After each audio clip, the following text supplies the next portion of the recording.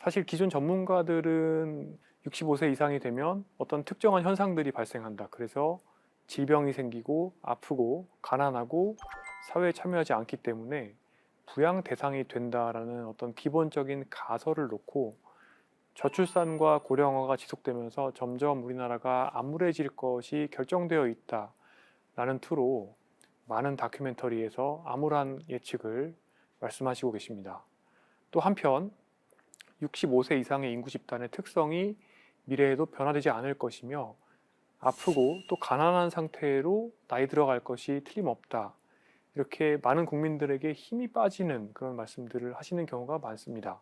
하지만 사실 결정되어 있는 부분도 있지만 미래는 우리가 바꿀 수 있는 것이라고 생각하는 것이 보다 맞습니다. 어떤 한 사회의 나이 듦이라는 것은 결국에는 그 사회를 구성하는 모든 개개인들의 나이 듦이 합쳐진 결과거든요. 결국에는 우리나라 사람들이 모두 노력하고 또 우리나라 사람들의 나이 드는 궤적이 보다 건강할 수 있도록 여러 정책적인 노력이 제공된다면 사실은 우리의 미래는 훨씬 더 밝을 수가 있습니다. 그리고 이런 것들은 주변 나라들의 사례를 통해서 우리가 배울 수도 있는데요. 예를 들어서 옆 나라 일본은 지난 20년 동안 전 국가적인 노력이 있었고 그 노력 덕에 사실은 심각한 침체를 피했습니다. 온 나라가 어르신들에게 근력 운동을 권유하고 또 교육하고 또 실천하도록 만들었습니다. 또 연배가 있으신 분들도 지속적으로 사회를 참여하시도록 하였고 이런 결과로 노쇠와 치매가 예방되면서 궁극적으로는 돌봄이 예방되었습니다.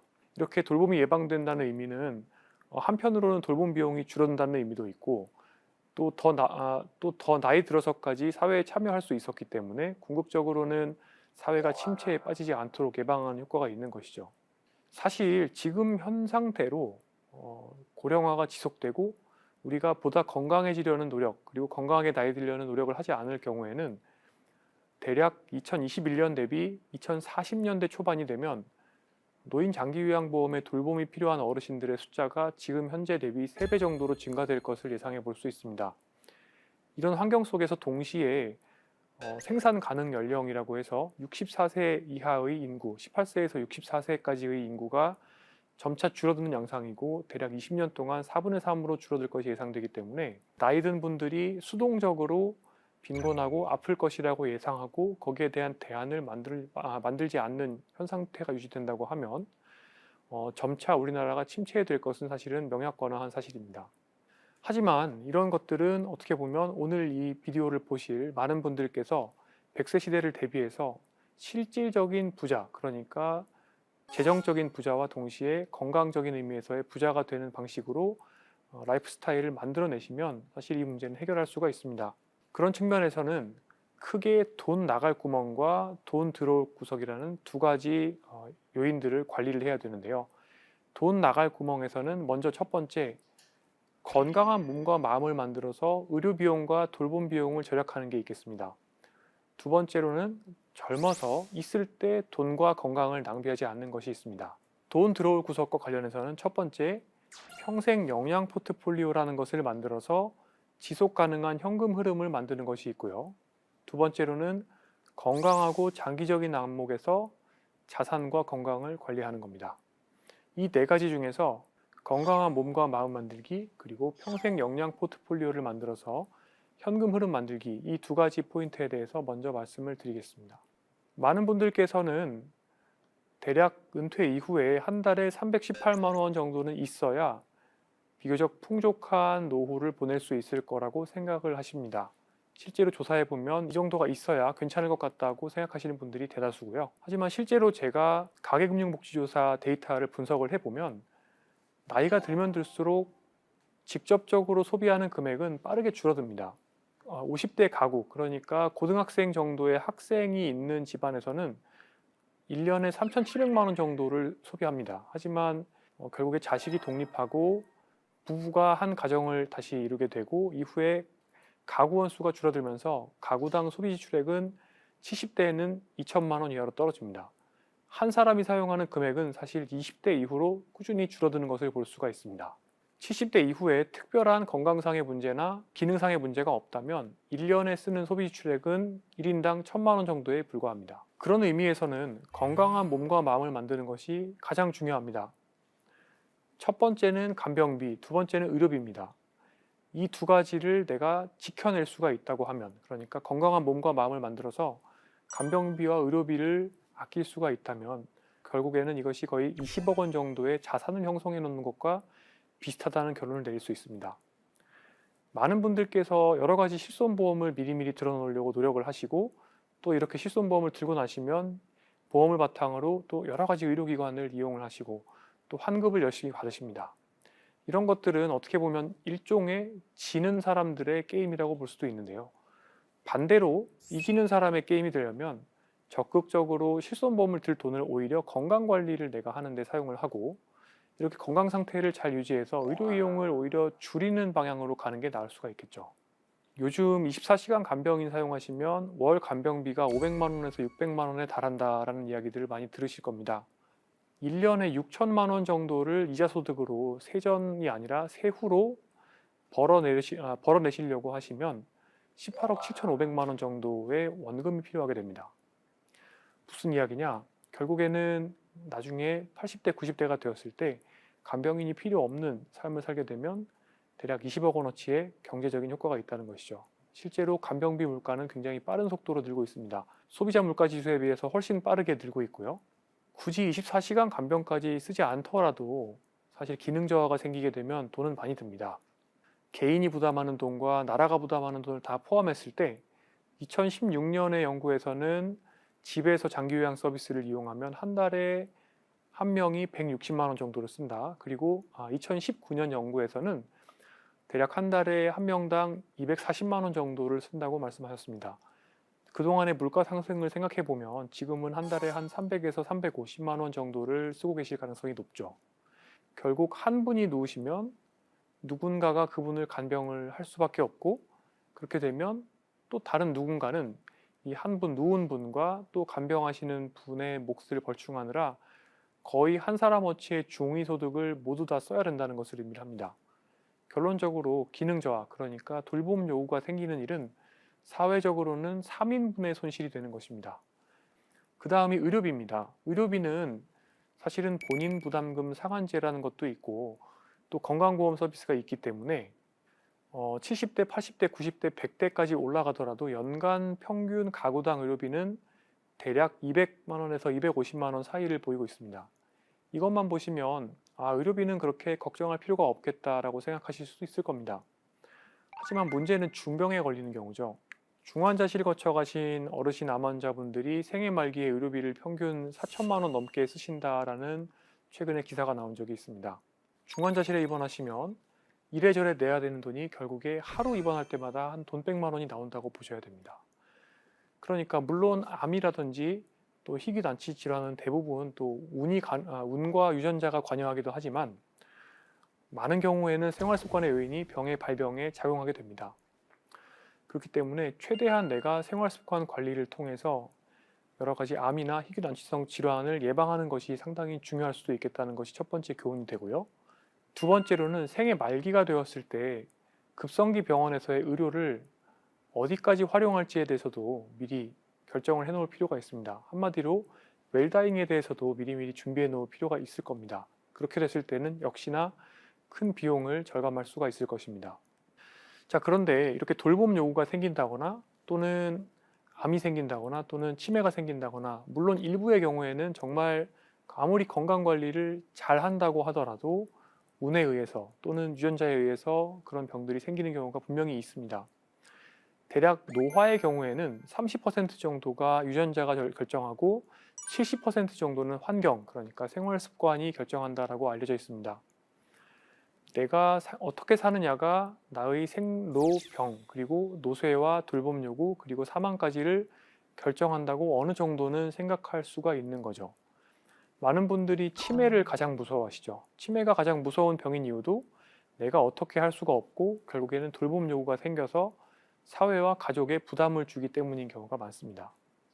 저는 이제 노년내과 의사여서 어르신들을 볼 때 대략 노쇠의 스펙트럼을 가지고 어르신들을 판별하게 됩니다. 그리고 사람의 숫자 나이를 보지 않고 이 노쇠의 정도를 가지고 그분이 대략 어느 정도의 기대 연명이 남았는지 또 앞으로 어떤 환경에서 기거하시게 되실지에 대해서도 판단을 할 수가 있는데요. 여기서 그림에서 보시는 것처럼 1, 2, 3, 4, 5, 6, 7, 8의 점수가 있고 이 점수 속에서 대략 1점, 2점, 3점에 머물 수가 있다라고 하면 숫자 나이가 많아진다고 하더라도 그 사람의 몸은 노년의 몸이 아닌 것이라고 볼 수가 있습니다. 4점이 되시게 되시면 대략 넓은 의미에서는 노년의 몸이 시작됐다라고 보실 수가 있고 우리나라의 평균적으로 봤을 때는 73세 정도에 해당한다고 보시면 됩니다. 5, 6, 7, 8점은 어떤 의미냐? 5점은 혼자서 은행 가거나 병원 가기가 어려운 정도가 되는 거고요. 6점은 혼자 씻지 못하는 정도, 7점은 혼자서 화장실 가셔서 소대변 가리기가 어렵게 되는 거고요. 8점은 말하자면은 기저귀 갈 때 엉덩이를 들어주기도 어려우실 정도로 근력이 떨어진 정도가 되신다고 보시면 되겠습니다. 5, 6, 7, 8점에 해당하는 노인장기요양보험 등급은 5점은 대략 4등급 정도가 나오시고요. 6점은 대략 3등급 정도가, 7점과 8점은 보통 2등급이나 1등급이 나오신다고 보시면 되겠습니다. 이렇게 돌봄 요구가 생기는 것은 어떤 궤적에 의해서 결정된다라고 볼 수가 있는데 결국에 갑작스럽게 생기는 것이 아니라 내가 어떻게 나이 들어가는 궤적을 관리를 하느냐에 따라서 마치 빠르게 나이 들면은 조금 더 일찍 그 돌봄 요구가 생기는, 그러니까 앞서서 빨간 박스로 표시했던 혼자서 병원에 못 가는 그런 지점을 넘길 수도 있는 거고요. 또 반대로 오랫동안 성장하고 또 느리게 나이 드는 경우에는 이렇게 돌봄 요구가 생기는 시점을 현저히 느리게 만들 수가 있습니다. 이런 개념을 WHO에서는 Intrinsic Capacity, 내재 역량이라고도 설명을 하기도 하고요. 내재 역량의 반대말은 노쇠입니다. 노쇠는 사람에서 고장난 부분을 의미하고 내재 역량은 그 사람의 내부적인 기능 중에서 고장나지 않은 부분을 이야기하는데 이해하시기 쉽게 설명을 드리면 1년에 1% 정도의 속도로 떨어진다고 보시면 됩니다. 그런데 내가 빠르게 나이 드는 경우라면 1년에 2%씩 이 기능이 떨어질 수도 있는 거고요. 느리게 나이 드는 경우라면 1년에 0.5%씩도 떨어질 수가 있는 거죠. 이런 것들을 몇 가지 증거들을 통해서 제가 보여드리겠습니다. 젊은 사람 1000명을 모아서 26세부터 45세까지의 여러 장기와 의학적 기능, 생리학적인 기능의 노화 정도를 추적했습니다. 이 1000명의 노화 속도의 평균은 당연히 1배속입니다. 1년에 1년씩 나이 든 거죠. 가장 느리게 나이 든 사람은 1년에 0.5년 나이 들었고 가장 빠르게 나이 든 사람은 1년에 2.5년 나이 들었습니다. 여기서 흥미로운 거는 이 굉장히 빠르게 나이 든 분들, 그러니까 가속 노화를 경험한 분들은 45세가 되었을 때 이미 노년의 몸을 가질 경향이 높았다는 거죠. 신체 기능이 동년배에 비해서 현저히 떨어지고 또 인지 기능이 동년배에 비해서 현저히 떨어지는 것을 확인할 수가 있고 주관적인 건강 상태도 동년배에 비해서 나빴습니다. 다시 말씀드리면 젊은 시기의 노화의 배속 정도는 중년기가 되었을 때의 전반적인 고장 정도, 즉 노쇠 정도에 영향을 준다라고 생각해 볼 수가 있고요. 그 다음에 한 단계 더 넘어가 보면 66세의 한국인 100만 명을 10년 동안 추적한 연구에서 노쇠 정도, 그러니까 고장난 정도를 4그룹으로 나눴을 때 고장이 많은 사람들은 첫 번째 10년 내에 치매가 걸릴 가능성, 두 번째 10년 내에 낙상이 생길 가능성, 세 번째 10년 내에 골절이 생길 가능성, 네 번째 10년 내에 장기요양보험을 필요로 하는 장애가 생길 가능성이 모두 다 굉장히 높았습니다. 그리고 당연하게도 10년 뒤에 사망할 확률도 가장 건강한 그룹에 비해서 4배 이상 높았습니다. 무슨 뜻이냐? 우리가 젊었을 때의 노화 속도를 어떻게 관리하느냐에 따라서 중년기의 고장 정도가 결정되고 이렇게 중년기와 초기 노년기의 고장 정도는 75세 이후가 됐을 때 내가 사망할 확률, 치매 걸릴 확률, 기저귀 찰 확률을 상당 부분 예측할 수 있다는 거죠.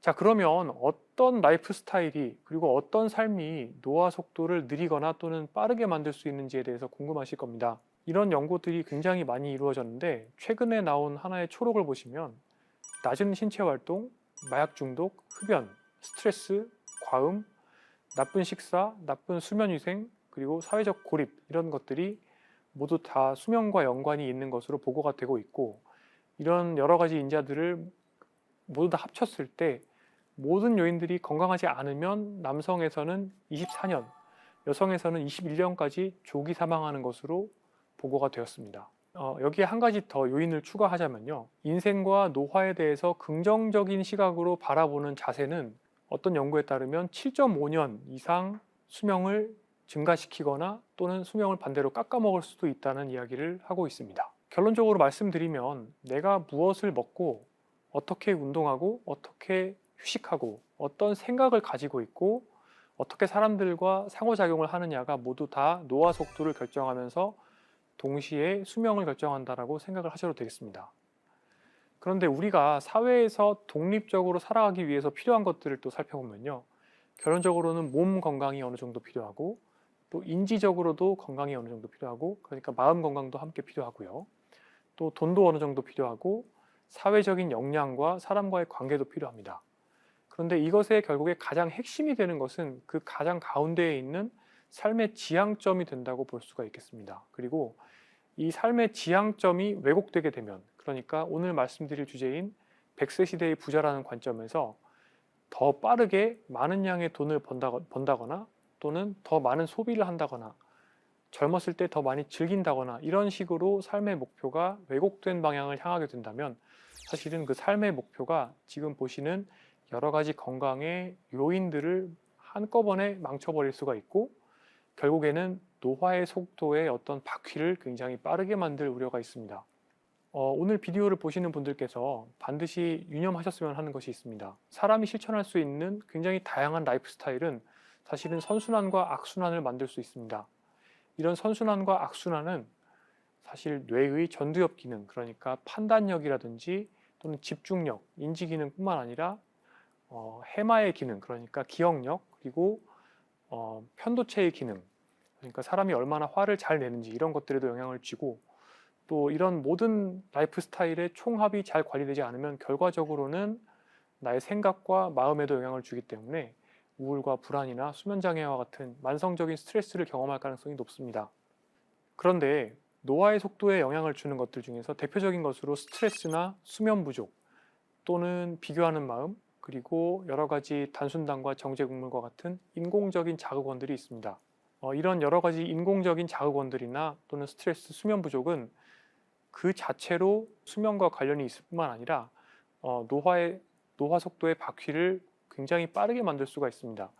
예를 들어서 내가 더 공부를 하기 위해서 수면 시간을 1시간, 2시간, 3시간씩 매일 줄인다고 생각을 해봅시다.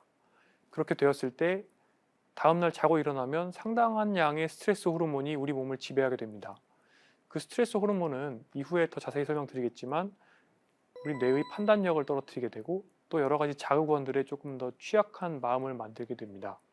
또 한편으로 우리가 먹는 음식이 근육이 아니라 지방으로 저장될 가능성을 높여서 인슐린 저항성까지 만들 우려가 있습니다. 이런 식으로 스트레스와 수면 부족이 만들어내는 악순환이 결국에는 몸의 체형도 만들게 되고 식습관도 만들게 되고 그 결과는 더욱더 노화 속도를 빠르게 만드는 악순환의 고리로 굴러가는 것이죠. 결론적으로 전면적인 라이프 스타일의 개선이 건강한 노화를 위해서 필요한 것입니다. 자, 그래서 그 다음으로 평생 영양 포트폴리오를 만들어서 현금 흐름을 만드는 방법에 대해서 설명을 드리겠습니다. 여기까지 이해하시면 첫 번째 부분에서 제가 건강한 몸과 마음을 만드는 것만으로도 대략 20억 원의 효과가 있다고 말씀드렸는데 여기에 플러스 알파가 있는 더 큰 자산을 가지신 것과 비슷한 효과를 내실 수가 있게 됩니다. 많은 분들께서 은퇴 연령 이후에 돈을 벌고 또는 일을 하는 것에 대해서 노인 빈곤의 문제라고 생각을 하고 어떤 폐지를 줍는 그런 좀 부정적인 이미지, 사실은 폐지를 줍는 활동은 굉장히 긍정적인 좋은 활동인데 또 그런 것들을 마치 빈곤과 연관시켜서 부정적으로 생각하는 경우가 있습니다. 하지만 지속가능한 사회의 나이듦과 또 개인적인 나이듦을 위해서는 은퇴 연령 이후에 일을 하고 여러 가지 활발한 활동들을 하는 것에 대해서 긍정적으로 바라볼 필요가 있습니다. 왜 그러냐면 굉장히 작은 일, 소일이라도 사실은 건강 측면에서 다방면의 긍정적인 효과가 있기 때문입니다. 치매를 예방하기 위해서는 첫 번째로 신체 활동, 몸을 활발하게 쓰는 것, 두 번째로 인지 활동, 머리를 활발하게 쓰는 것, 세 번째로 사회 활동, 사람들과 활발하게 만나는 것, 이 세 가지가 굉장히 중요합니다. 밖에 나가서 어떤 일을 참여한다고 하는 건 기본적으로 가야 되기 때문에 신체 활동이 되고 또 일을 해야 되기 때문에 인지 활동이 되고 누군가를 만나야 되기 때문에 사회 활동이 됩니다. 여기에 더해서 현금 흐름을 줄 수가 있죠. 그러다 보니까 기본적으로 이런 밖에서 하는 무슨 일은 첫 번째 노쇠 예방 활동이고 두 번째로 치매 예방 활동이에요. 그러다 보니까 궁극적으로는 건강관리 활동이라고 보시는 게 아주 올바릅니다. 그래서 액티브 에이징, 그러니까 어떤 일을 하는 삶이라는 것은 나한테 득이 되고 피가 되고 살이 되는 활동이지 그것이 돈이 필요해서 억지로 하는 활동이 아니다라고 생각하실 필요가 있습니다. 자, 그런데 우리가 살아가야 하는 시간이 점점 더 길어지기 때문에 결론적으로는 우리가 가지고 있는 역량들에 대해서도 포트폴리오처럼 묶어서 관리를 할 필요성이 점차 증가되고 있습니다. 내가 처음 20대 때 배운 그 업무는 시간이 2, 30년 지나고 나면 더 이상 쓸모없는 업무가 될 수도 있습니다.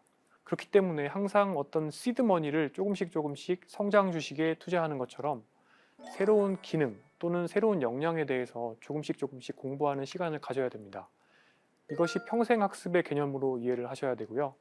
이렇게 평생학습을 지속하다 보면 내가 할 수 있는 것 중에 나에게 즐겁고 보람을 주면서 사회가 필요로 하고 또 돈도 벌 수 있는 그런 일들을 조금 더 비중을 실어서 내가 일상에서 해주면 되는 것입니다. 이런 식으로 즐길 수 있는 일들을 하다 보면 자연스럽게 나는 억지로 일을 안 해도 되고, 그러다 보니까 일을 하더라도 은퇴를 하고 즐기는 것과 별다른 차이가 없는 삶의 모습으로 수렴을 할 수가 있게 됩니다. 그렇기 때문에 우리는 어떻게 보면 건강 관리를 위해서 100세가 되도록 은퇴를 하기가 어려운 삶을 앞으로 살아야 되는데, 그럼에도 불구하고 내가 즐길 수 있고 잘할 수 있고 보람을 주는 일을 한다고 하면 즐겁기 때문에 항상 은퇴하고 즐기는 것과 비슷한 삶을 살게 되는 것이죠. 이것이 실제적인 의미의 파이어라고 생각을 하셔야 됩니다. 그러니까 경제적 자유를 얻어서 해변가에 가서 칵테일을 마시면서 여생을 보내는 것이 파이어가 아니라 내가 할 수 있는 일을 활발하게 하면서 100세 시대를 보내는 것이죠. 자, 그런 의미에서는 뇌 건강을 잘 예방하는 것이 굉장히 중요합니다. 그런데 치매를 많이 두려워하시는데요. 치매를 갑자기 생기는 어떤 병으로 이해하시면 정말 두렵기 짝이 없습니다. 왜 생기는지 이해가 잘 되지 않고 또 갑자기 생기고 나면 내가 어떻게 할 수가 없고 또 돌봄 요구가 생긴다, 이렇게 생각을 하면 너무 무섭죠. 하지만 치매는 첫 번째로 내 뇌에 들어오는 자극이 줄어드는 여러 가지 노년기 기능적 변화에 영향을 받는 결과이기도 하고요. 또 내 몸과 뇌가 나이 드는, 노화되는 속도의 관리 상태에 영향을 받는 어떤 결과이기도 하고요. 또 한편으로 치매는 노쇠의 악순환을 만들어내는 어떤 과정이기도 합니다. 인지 기능이 떨어져서 밖에 나가지 않고 사람을 만나지 않고 몸을 쓰지 않고 머리를 쓰지 않게 되면 노쇠가 빨리 오고 점점 다리의 기능이 떨어지고 우울감이 악화됩니다. 그 결과는 다시 뇌의 자극이 떨어지기 때문에 결국에는 치매의 악화를 가져오게 되죠. 이렇게 악순환이 지속될 수가 있기 때문에 결론적으로는 첫 번째, 뇌의 근력을 키울 수 있는 여러 가지 급소들을 파악해서 생활 습관에 녹여야 되고, 두 번째로는 뇌와 전신의 노화를 동시에 제어할 수 있는 여러 가지 라이프 스타일을 실천하는 것이 핵심이 될 것입니다. 자, 우선 느리게 나이 드는 방법은 치매 예방과 동일하다는 것을 기억해 주셔야 됩니다. 사람을 느리게 나이 들게 만드는 여러 가지 방법들, 그러니까 열심히 운동하시고 건강하게 드시고 정상 체중 유지하시고 금연 절주하시는 것들은 기본적으로 뇌로 혈액을 공급하는 혈관의 노화도 제어할 수가 있게 해줍니다. 나아가서 평생 학습을 하면서 뇌의 자극을 받고 긍정적인 자세로 사람들과 연결을 하고 청력 저하를 예방하는 것들, 이런 것들이 실제로 치매를 예방할 수 있다는 것이 잘 알려져 있습니다. 그런데 특히 인지 예비능이라는 개념을 기억해 두시면 굉장히 좋을 것 같습니다. 인지 예비능이라는 것은 말하자면 정말 뇌의 근력과도 같은 것인데요. 사람 근육의 근력을 예비능의 개념으로 제가 설명을 드려보겠습니다. 사람이 걸을 수 있는 한계의 근력이 어떤 지점이 있습니다. 그 지점을 아슬아슬하게 넘는 정도의 굉장히 취약한 근력이 있었던 분이 일주일 정도 병원에 입원을 합니다. 병원에 입원을 해서 하루에 1%씩, 보통 누워 계시면 하루에 1%씩 근육이 빠지는데요. 그렇게 하루에 1%씩 일주일 동안 근육이 빠지게 되면 그 이후에는 걷기에도 부족한 근력을 가지게 되시기 때문에 다시 걷기는 굉장히 어렵게 됩니다. 결국에 예비능이 낮은 거죠. 하지만 근육의 예비능이 높았던 분, 그러니까 근력이 충분했던 분들은 일주일 정도 입원하시더라도 다시 퇴원하시고 나시면 약간의 위압감은 있지만 걸을 수 있는 근력이 있기 때문에 그냥 걸어 다니시기만 하시면 다시 금세 근력이 회복되시게 됩니다. 인지 예비능은 이것보다 훨씬 더 긴 스케일에서 우리가 젊었을 때부터 관리할 수 있는 뇌의 근력이라고 보시면 되겠는데요. 인지 예비능이 굉장히 많은 사람, 그러니까 그래프의 위에 있는 선처럼 인지 기능이 좋았던 분이라고 하면 아래쪽의 선처럼 인지 기능이 낮은 사람에 비해서 똑같은 속도로 뇌에 어떤 병변이 생기고 뇌가 쪼그라든다고 하더라도 실질적으로 일상생활을 수행하는 데 필요한 최소의 인지 기능까지 도달하는 데 걸리는 시간은 훨씬 더 깁니다. 그러니까 훨씬 더 늦은 시점에 실질적인 치매 발병이 일어나는 것이죠. 자, 그러면 이 인지 예비능을 어떻게 늘리냐면요. 간단합니다. 첫 번째, 인지 활동을 하는 겁니다. 머리를 열심히 쓰는 겁니다. 여기서 머리를 쓰는 것은 그냥 TV를 보는 것 이런 것들로는 충분하지가 않습니다. 글을 쓴다거나 아주 어려운 문제를 푼다거나 외국어를 배운다거나 이 정도의 자극이 되어야 되겠습니다. 두 번째는 신체 활동입니다. 몸을 쓰는 것입니다. 유산소 운동도 좋고 다양한 운동들, 댄스, 수영 이런 것들이 모두 다 좋다는 것들이 알려져 있습니다. 그 다음에는 사회 활동입니다. 사람들과 만나는 것. 그런데 일을 하게 되면 당연히 사람들과 좋든 싫든 관계를 맺어야 되죠. 좀 스트레스가 되는 일을 하면서 사람들과의 그런 인터랙션, 관계조차도 오히려 치매 예방 측면에서는 도움이 된다라는 연구 결과가 있을 정도입니다. 그래서 머리 좋아지는 이 세 가지 활동을 기억을 하시면 결론적으로는 액티브하게 나이 드는 것이 왜 중요한지를 다시 이해하실 수 있습니다. 자, 그런데요. 이 플러스 알파가 월 100만 원 정도만 추가적인 수익을 준다고 했을 때 일단 그것만 해도 예금으로 치면 원금 4억 원 정도의 경제적 효과가 있습니다. 그런데 방금 말씀드린 것처럼 선순환이 만들어져서 이것이 다시 나의 노쇠와 치매를 예방해 준다고 하면 또 추가적인 알파가 생기죠. 내가 액티브하게 사회에 참여할 수 있는 기간이 점점 늘어나게 되고 그 기간 동안 또 나는 또 부가적인 추가적인 또 수입을 만들어낼 수도 있고 내가 할 수 있는 활동도 만들어낼 수 있으니까요. 그런데 그렇기 때문에 왼쪽에서 보시는 그림처럼 은퇴를 하신 후에 TV를 보면서 댁에서 그냥 쉬고 계시는 이런 스스로를 유폐시키는 과거의 은퇴 개념보다는 오히려 오른쪽의 그림처럼 끊임없이 액티브하게 활동을 하시는 은퇴 이후의 삶을 계획해 보시는 것들이 어떻게 보면 플러스 알파가 두둑한 그런 삶을 만들어 줄 거라고 생각을 합니다. 제가 머리 고생을 하는 것이 치매를 예방하는 데 도움이 된다고 했습니다. 하지만 우리나라 사람들은 청소년기 이후에 공부를 하는 것에 굉장히 인색합니다. 실제로 한국직업능력개발원에서 연구했던 보고서를 따르면 우리나라 사람들의 학습량은 고등학교 때 거의 대부분이 결판이 납니다. 하지만 이런 생애주기 학습 패턴은 어떻게 보면은 치매와 노쇠를 예방할 수 있는 평생학습과는 거리가 멀다고 볼 수 있습니다. 오히려 아래쪽으로 떨어져 있는, 그러니까 성인기 이후와 노년기에 공부를 열심히 하셔서 그 공부가 나한테 실제로 피가 되고 살이 된다라고 생각을 해보시고 적극적으로 삶을 설계해 보시면 좋겠습니다. 자, 그래서 첫 번째 비디오에서는 100세 시대의 지속가능한 노년을 맞이하기 위해서 어떻게 하면 노화를 느리게 만들고 뇌재 역량을 보존할 수 있는지를 말씀을 드렸고요. 또 한편으로는 어떻게 하면은 꾸준하게 현금 흐름을 만들 수 있을지, 그러니까 역량 포트폴리오라는 것을 관리하고 평생학습을 시행해서 꾸준히 치매와 노쇠를 예방할 뿐만 아니라 노년기에도 양의 현금 흐름을 만들어서 어떻게 보면 자산이 없는 상태에서도 실질적으로는 넉넉한 삶을 만들 수 있을지에 대해서 말씀을 드렸습니다. 2부에서는 또 나머지 부분들에 대해서 조금 더 자세하게 말씀을 드리도록 하겠습니다. 감사합니다.